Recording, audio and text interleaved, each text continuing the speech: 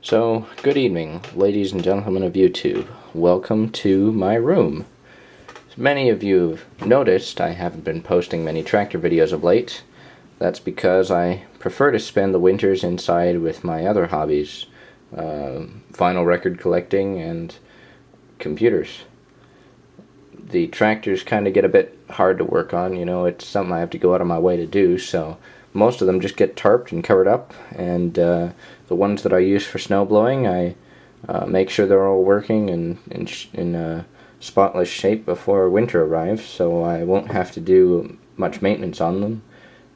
So in that kind of tractor downtime, I go inside, and since my YouTube channel is primarily focused on tractors, you guys don't see much of me in the winter, and that's why, because snowblowing videos are very hard to film.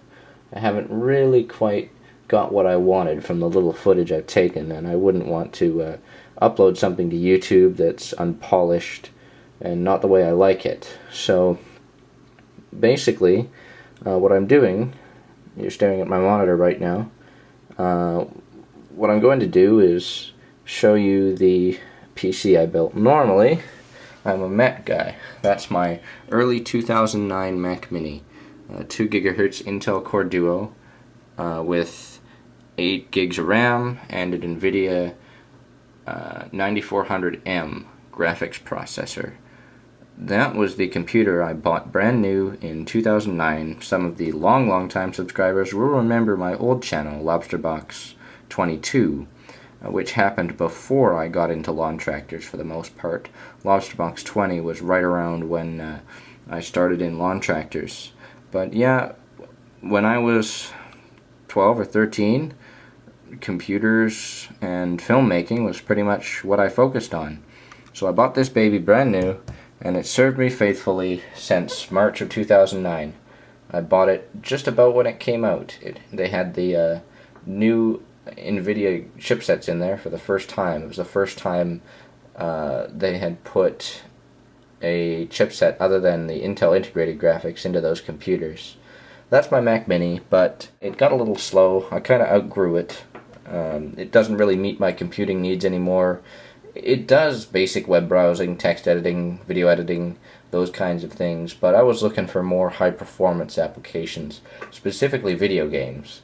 I do play a lot of video games, although you guys don't see that because it's mostly all on Xbox, and I hate, tractors and gaming just don't mix. So I don't upload them to the same channel, although I have made a bunch of gaming videos. Just don't know what to do with them. So, in the wake of the fact that the next generation of consoles, specifically the Xbox console that's coming out this fall, it's going to be so disappointing. So, I figure I'd make the leap and build myself a $3,000 top-of-the-line gaming PC from the ground up and be happy with that instead of use these mediocre computers and have a mediocre gaming console. I just have an all-in-one awesome computing experience that will definitely outlast anything these computers can give me. Anyway, I'll get straight to the point. After rambling on a bit about computers, what I really wanted to show you in this video was the so-called gaming rig that I built. Over the Christmas break, I received a couple of old computers from my uncle's dental practice, and they were used as reception desk computers. So I took them apart, fiddled around with them a bit, kind of got myself familiar again with all of the interior parts and what they could do and what I needed, because of course after using Macs for so many years I'd never had, I never really went inside computers, but this was a kind of a renewed experience for me, because up till this point I had never really heavily tooled around with one of these PCs. Eventually, I got 2 of them working. I gave one of them to my friend, and this is the other one I was left with. It's an HP Compaq DC5800 Microtower PC. Now, it's not the most expandable platform, but the reason why I chose this over a standard mid-tower with ATX form factor was because of the processor it had in it. It had the Intel Core 2 Duo E8400 3 GHz with a 6 MB L2 cache and a 1333 MHz front side bus. I've replaced almost every single external component in this computer, upgraded it substantially from what it came stock with. So I'm going to go through all those upgrades and show you exactly what I did to make this computer into a gaming computer, a tolerable computer that is by all means decent, that I can use for the next year or so until I find the $3,000 I need to upgrade to a much better system. I will say this. The case on this Microtower is abhorring. The limitations it poses on hardware and the problems I'm having with cooling on this thing just make it unfavorable.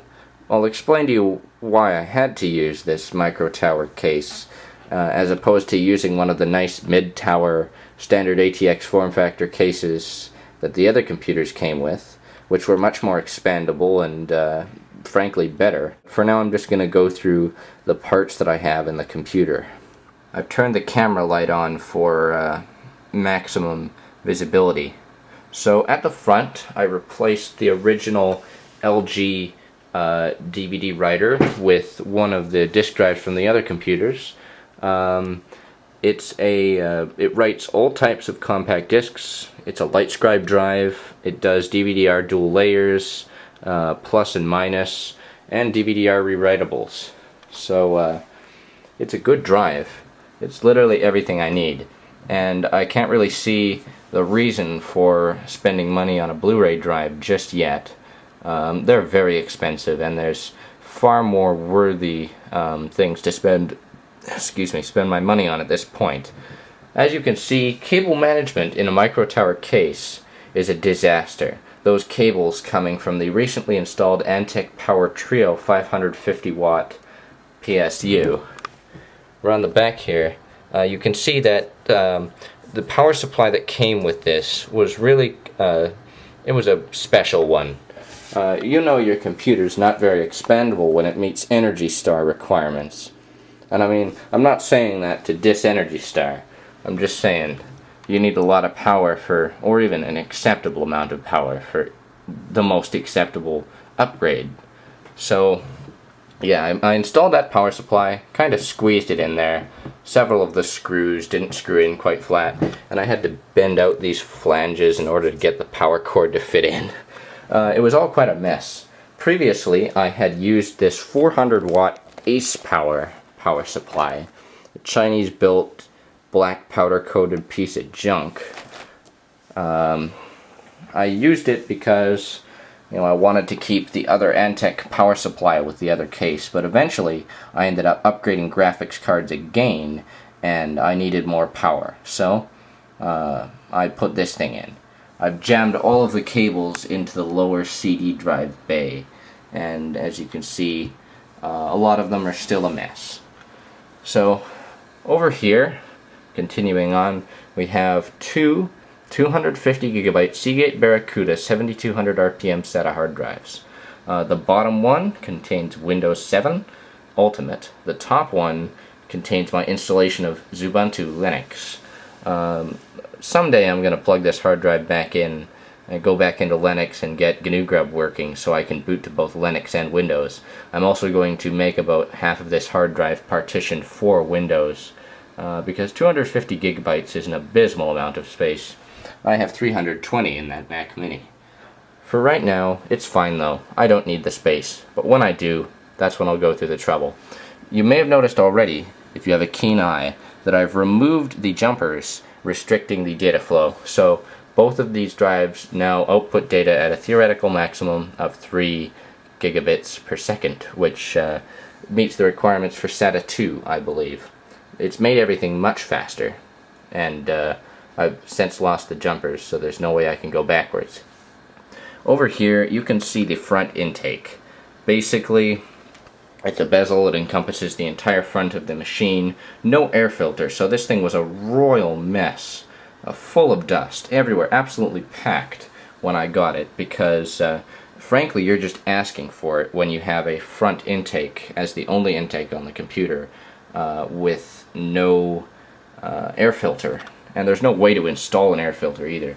You've got a 120 millimeter fan and then another extension that just clips on with 2 clips on the side, on either side. That's going to the processor heatsink. Most of the heat is dissipated over these two heat pipes in the side.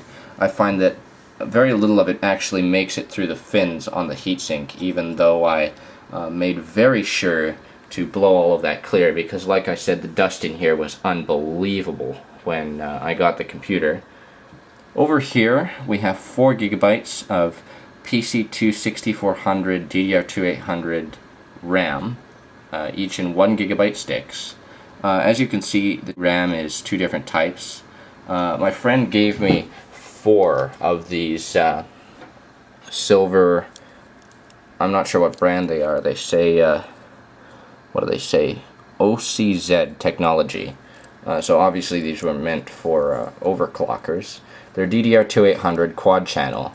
However, when I installed all 4 of them, DIMM slot number 2, that's this one, didn't want to cooperate with one of the sticks, and no matter what stick I swapped in, DIMM slot 2 just wouldn't work with just one of these sticks. So I elected to reinstall the original RAM, which is the same type, dual channel, and it works fine. I'm not going to overclock it or anything. 4 gigs of RAM, it's just fine by me. So I'll put that back where it belongs. Doesn't really belong anywhere. It's got one single 120mm exhaust fan at the back with a nice sturdy cage mount on it. Very dusty, and it doesn't help. I was going to mount another 120mm fan at the top, but I had nowhere to plug it in until I upgraded the power supply, so that's possible now. I might drill some holes in the top there and mount it, although who knows how much heat will actually escape, because frankly, with all these cables in the way, I don't know what it would do to airflow. So down to the most important aspect of this entire computer, and what makes it have its kick, so to speak, as a gaming computer, the graphics card. I'm currently running a EVGA Nvidia Geforce GTS 250 graphics card. This I actually just got and installed today. I traded it to a good friend of mine for the old graphics card that I bought brand new for this machine, which was an Nvidia GT430, low profile card, much smaller than this, had a dual fan. It was obviously intended for home theater systems. It fit in this computer perfectly, but eventually I just kind of wanted something more, so I seized the opportunity. My friend was looking for a graphics card for their home theater PC. This was obviously not going to really work. It's not because of the profile or anything, it's just because that fan makes a lot of noise. And I mean a lot of noise. And the GT430 was much more quiet, much more efficient in every way, ideal for use as the greatest home theater graphics card I think that's ever been made. Keeps itself cool, and of course, in its place, this GTS 250 is pretty much the greatest graphics card option that you can have for lower end gaming PCs. One issue I've been having with it is this computer doesn't use screws to secure the PCI Express. It just uses this clamp. And for some reason I can't get the graphics card seated all the way. I spent an hour trying to fiddle with this thing, but it just doesn't close. So the case forces it closed in most cases, and I guess I'll just have to live with that, because there's no way you can put a screw in there, and there's no way you can go securing this with wire either. So I'll just have to depend on the case to keep it closed. So in the interest of keeping this video short, because YouTube dinged me for one of the songs that I put in my videos, and now I'm not allowed to upload videos over 15 minutes. Until I can test that, I have to cut this short, as well as the fact that I'm running out of memory in my camera. I'm very glad to have told you guys about this project. Shoutouts go to UXW Bill and Aussie50, who kind of got me interested in this backyard computing stuff. You know, fixing up old computers, that kind of thing. And I know Aussie50 uses a GTS 250 graphics card. I would like to say that is a fantastic card. Anyway, hope you all enjoyed it, and have a good night, YouTube. Thanks. Bye.